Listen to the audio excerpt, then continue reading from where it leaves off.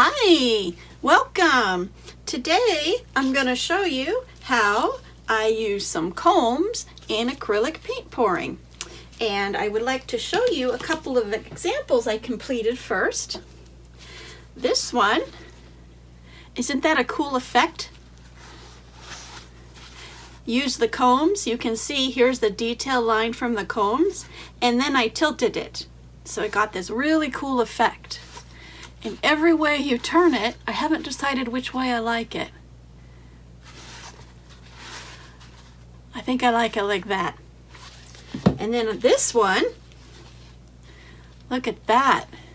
Can you see the detail lines on that? And that's from the paint going through the combs.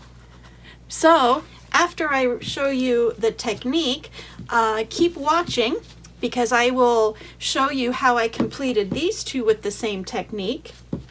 And with these two, it was a learning process. Made some bloopers. I think they're kind of funny, and hopefully you'll enjoy it too. So let's get started on this one. Talking about bloopers. All right, get my cups.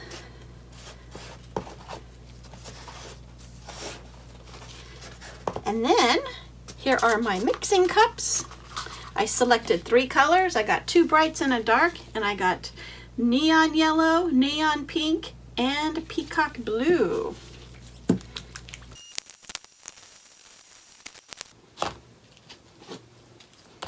Okay, there we go. So to begin, I'm going to measure and make sure these are lined up with each other, and make sure the comb goes from side to side. Get some green frog tape, which is a strong painter's tape. Put it on the front, and then I'll flip it over and put it on the back. And that way it's long enough. I tried to look for a comb that was 8.5 inches long, and I couldn't find it because I wanted a big comb with the wide teeth, and I can't find a comb that big because I guess we don't use combs for hair that big. So that's why I just did the 2 and to overlap it. And I'm going to get my black paint now. And I'm going to leave a gap up here. I'm going to put the comb up here. But I need to leave the gap up here so that the tape, when I stand it up, it adheres to the canvas. And you'll see in one of my other videos I didn't do it. Paint does not stick to wet. Wet paint does not stick to the tape. Just for any of you who did not know that. So I'm going to put my paint on here.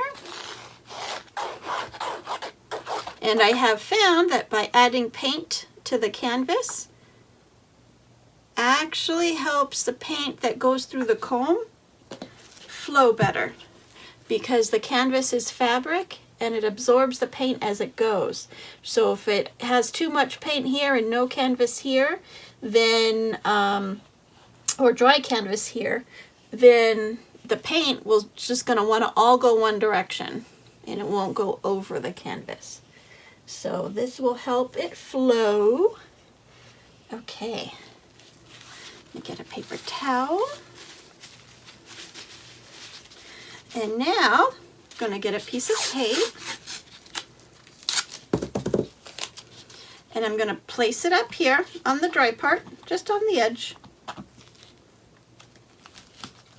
And tape it to the dry canvas.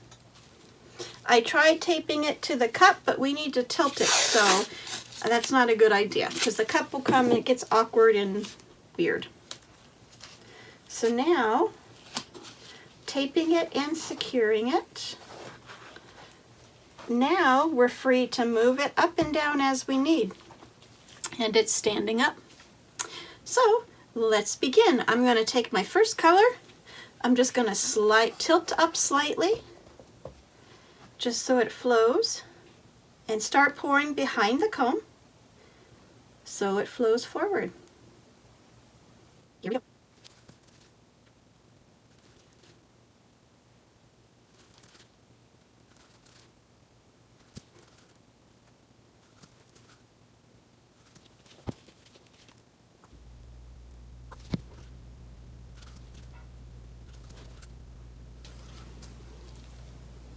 Okay, that's all my paint. Let me just get it tipped. There we go. Push this back up.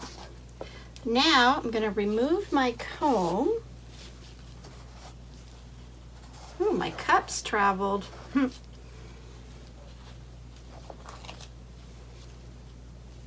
There we go. And now, little air bubble. Let's start tipping. And at this point, this is where you need to decide what you want to do. If you want to keep the lines linear, if you want to have them a little circular, open up some lines, have more color.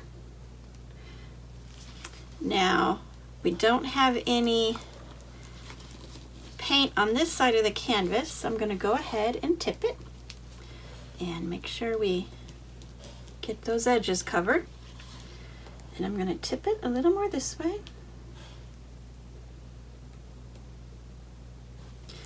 And I'm going to open it up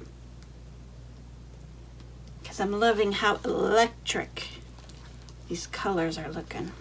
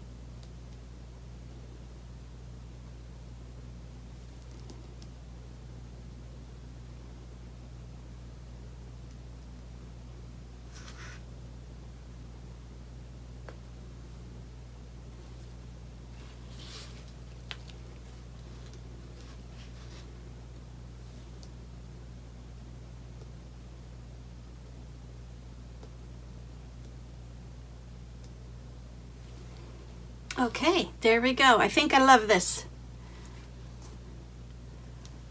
Look at that. What do you guys think?